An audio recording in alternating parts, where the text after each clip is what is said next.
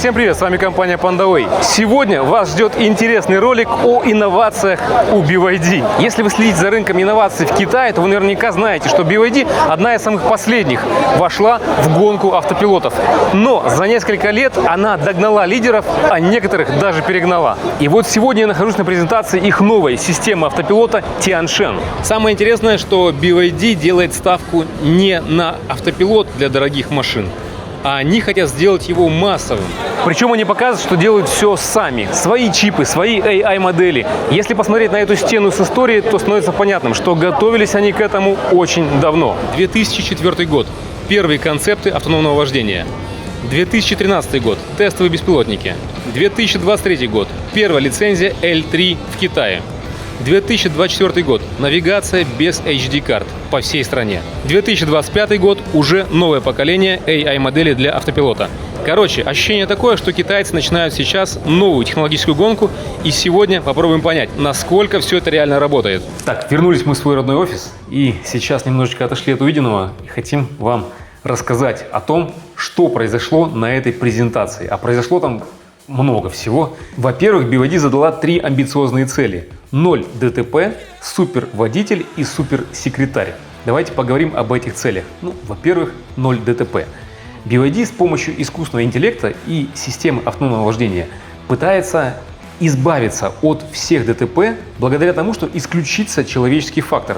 То есть машина должна стать умнее, внимательнее и быстрее, чем водитель, когда речь идет об аварийной ситуации. Вторая часть звучит как суперводитель. Представьте, что в вашем автомобиле живет профессиональный водитель, инструктор, можно так сказать, который сам паркуется, сам, в общем, помогает вам управлять автомобилем. И третье, самое интересное, на мой взгляд, это вообще как для меня интересно, это суперсекретарь. В машину встраивается полноценный искусственный интеллект. Причем искусственный интеллект, который общается на всех языках мира. Это то, что мы с Антоном давно ждем. Да. В машину встраивается искусственный интеллект, который знает вас, ваши привычки, вашу жизнь, с которым вы общаетесь и который сохраняет ваш распорядок дня. То есть можно машине сделать задачу.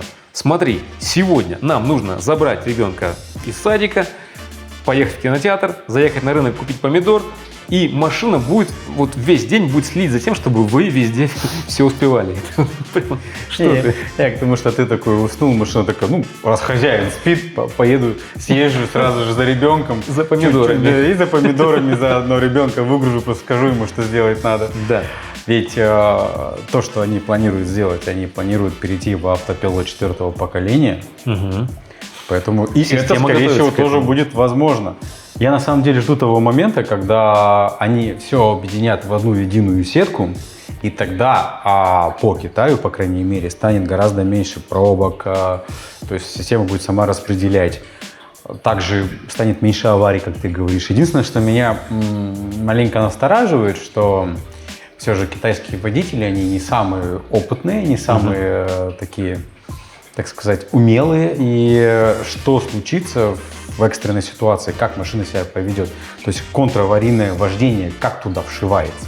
То есть, очень интересно бы увидеть это все. Если машину вдруг занесет на резком льду, потому что если, допустим, где-то в Китае путешествуешь в горах, есть перепады температур, прошел дождь, может быть лед, а здесь шипы и тому подобное вообще не распространены.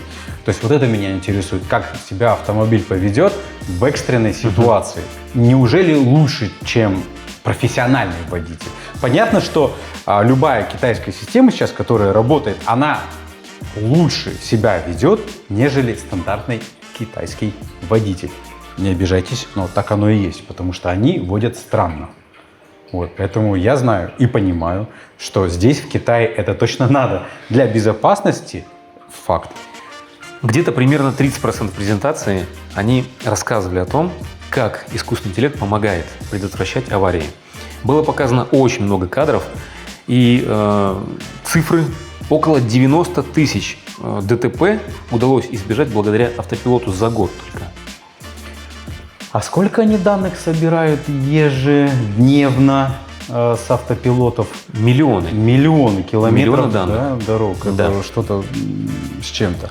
И действительно смотришь на это и понимаешь, что это нужная вещь. Когда человек просто может панике, неправильно среагировать где-то, да. Вместо тормоза нажать на газ. Здесь же нет. Здесь ну, тебя... да, это, в общем, для новичков точно это нужная вещь, однозначно. Да.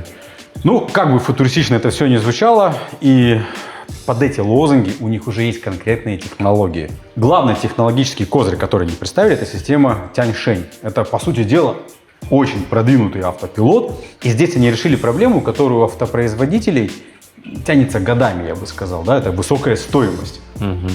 Они предлагают очень бюджетный вариант. 12 тысяч юаней. Да. Это либо в 2, либо в 3 раза дешевле, чем сейчас предлагают конкуренты. Угу. Я помню, Tesla предлагала свой автопилот за $30 тысяч. Там Долларов, ну это было тогда вот еще на начале, но $30 тысяч или здесь 12 тысяч юаней. Мне просто интересно, вот сейчас же Xpeng объявили, что они там хотят свой автопилот продвинутый продавать за 30 тысяч юаней. Угу. А Аита, Хима тоже за 30, за 40 тысяч юаней. И они сейчас посмотрели презентацию BYD, такие, пу-пу-пу, по-моему, придется снижать стоимость. Нет, действительно, 12 тысяч это не так больно. Вот когда 30 тысяч ты узнаешь... Электродвери стоят 12 тысяч юаней. Нафиг мне электродвери, я себе продвинутый автопилот возьму с умным голосовым помощником и тому подобное. Следующий лозунг их. Полная безопасность. Что это значит? Они взяли на себя полную финансовую ответственность при использовании городского автопилота. Такое предлагала Toyota когда-то, но они быстро с этой темы спрыгнули, а BYD-то нет. Когда BYD объявила это, весь зал был просто в шоке. Все захлопали, зааплодировали.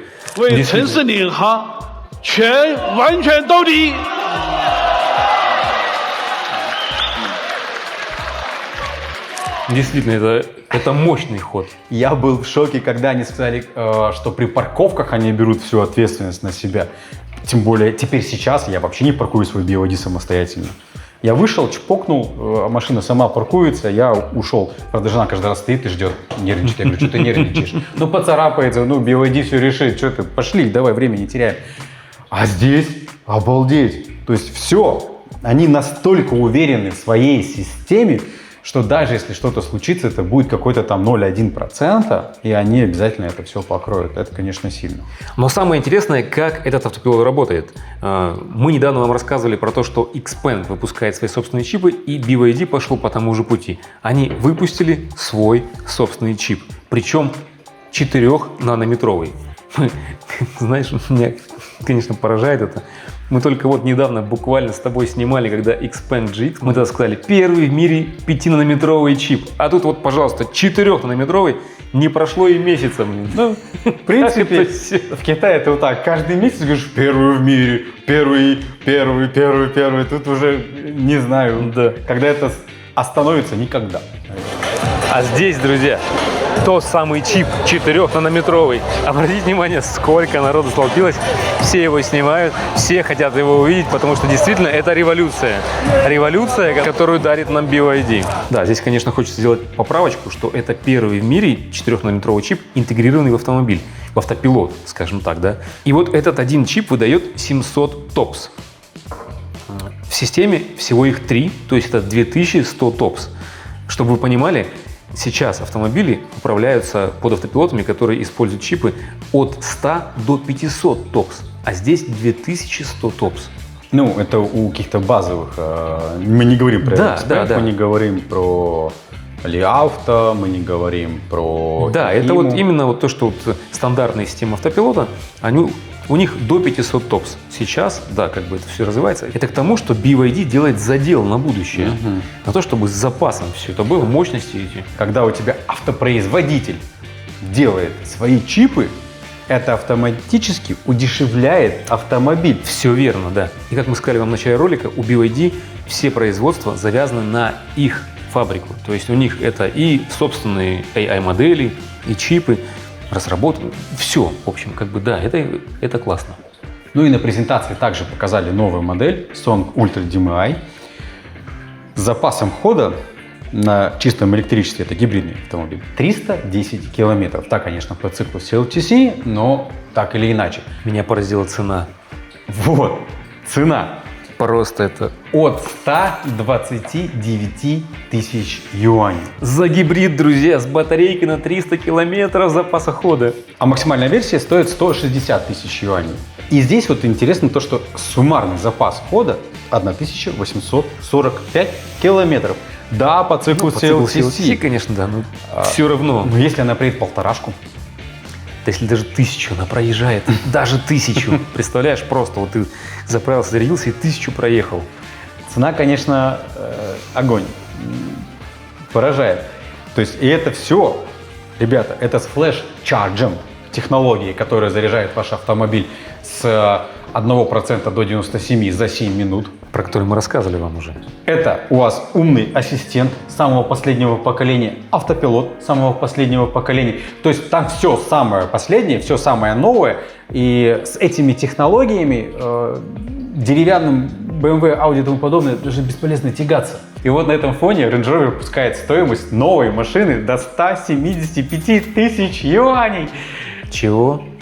Новый Range, ну там какой-то там из дешевого сегмента, можно новый купить за 175 тысяч юаней. За 175 тысяч юаней Range Rover? Да, потому что они в конвульсиях бьются. Они хоть как-то хотят продать свои автомобили.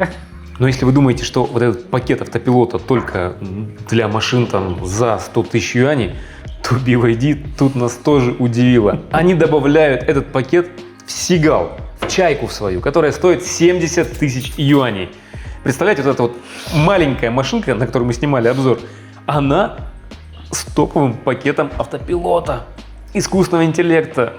Это... Не, ну это, конечно, огонь. Слушай, это, во-первых, прикольный городской автомобиль. И когда в нем есть вот это вот все, ты вышел, сел, это, наверное, пора в Китае вводить новую категорию прав — управление автомобилем на автопилоте. Вот как-то так. В общем, друзья, вот такие новости у нас на сегодняшний день. Я думаю, новости шокирующие. Ну, по крайней мере, китайский рынок они точно шокировали. И я надеюсь, что в ближайшее время все это, конечно, выйдет за пределы Китая и достигнет вас, наши уважаемые зрители. Ну а с вами, как всегда, была компания PandaWay из Китая. Будьте с нами, и у вас все будет хорошо. Пока.